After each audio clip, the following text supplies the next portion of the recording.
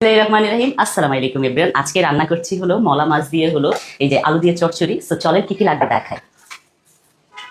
এখানে আছে পেঁয়াজ, কাঁচামরিচ, টমেটো, ধনিয়া পাতা, আর আছে সরিষার তেল, আর এখানে আছে হলো হলুদের গুঁড়া, মরিচের গুঁড়া, ধনিয়ার গুঁড়া, আর লাগবে হলো রসুন বাটা।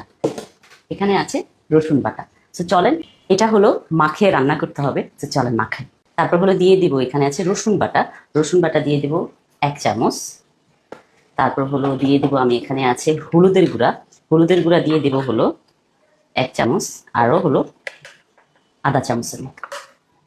তারপর হলো দিয়ে দিব মরিচের গুঁড়া।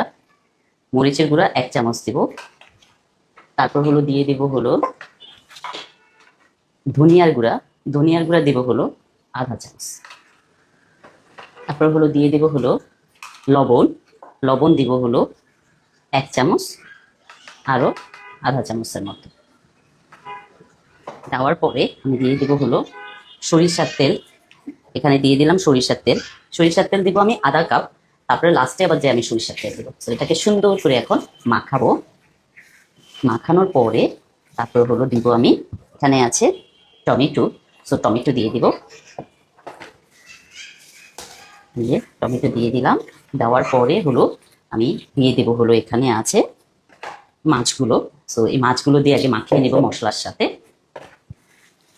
মাছটা সুন্দর করে মাখিয়ে নিলাম। নিয়ে হলো তারপর হলো আমি দিয়ে দেবো, এখানে আছে আলু। সো আলুটাও দিয়ে দেব। আলুটা হলো সুন্দর করে মাছের সাথে মাখিয়ে নেব আমি।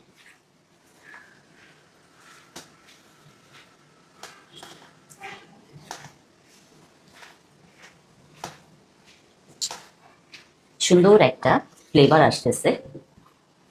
এখন আমি এটা রেখে দিব 1 ঘন্টার জন্য। ঘন্টা পরে আমি হলো 1 গ্লাস পানি দিয়ে দিব। দিয়ে হলো এটাকে এখন চুলায় বসাবো। এখন আমি গুঁড়া মাছটা বসিয়ে দিলাম। দিয়ে চুলার জালটা হাই হিটে করে দিব।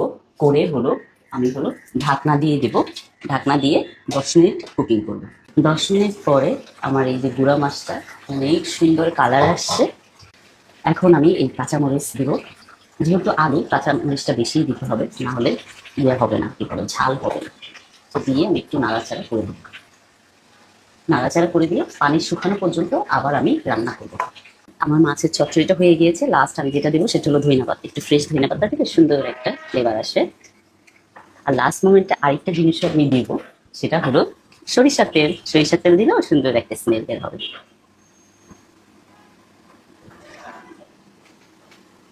এখন আমার এই মজার চচ্চড়িটা হয়ে গিয়েছে। চলেন সার্ভ করি। এখন সার্ভ করবো হলো, ওয়াও, এটা হলো আলু দিয়ে এই যে ইয়ে মাছটা যে করেছিলাম, মলা মাছটার চচ্চড়ি, এটা সার্ভ করতেছি। আমার মাছগুলো একদমই ভাঙে নাই, গোটা গোটা মাছ রয়ে গেছে। আর হলো মাছ রান্না করলে, গুঁড়ো মাছ রান্না করলে যেরকম একটা ইয়ে চলে আসে, আপনার কি বলে, কাটা কাটা ভাব আসে, ওটাও আসে নাই। সো খুবই সুন্দর হয়েছে। যার রেসিপিটা আপনারা চাইলে বাসায় বানিয়ে ফেলতে পারবেন। Thank you so much for watching my video. Bye bye, আল্লাহ হাফেজ।